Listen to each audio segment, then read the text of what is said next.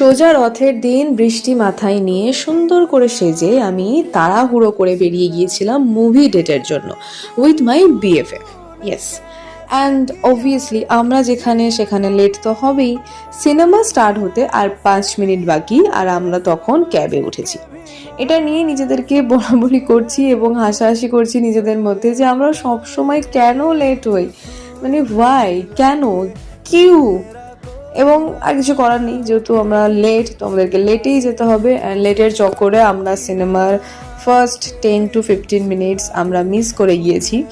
আর বৃষ্টিতে ভিজে যুদ্ধ করে এক প্রকার রাস্তায় জ্যাম কাটিয়ে আমরা খুব স্পিডে ঢুকছি। মানে আমরা জানি সিনেমা স্টার্ট হয়ে গেছে, লোকজন দেখাও শুরু করে দিয়েছে, আর আমরা তখন সিনেমা হলে আর কি এন্ট্রি নিচ্ছি, যেরকম সেই হিরো হিরোইনরা সিনেমার মাঝখানে এন্ট্রি নেয় না, সাসপেন্স, সারপ্রাইজ, তো ওরকমভাবে আমরা এন্ট্রি নিয়েছি। অ্যান্ড সিনেমাটা খুব ভালো ছিল, এভিল ডেড বার্ন।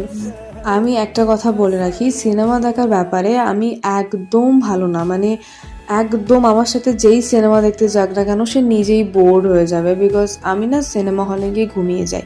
সো আমার ফ্রেন্ডের চক্করেই আমি গিয়েছিলাম, ও আমাকে জোর না করলে আমি যেতামও না।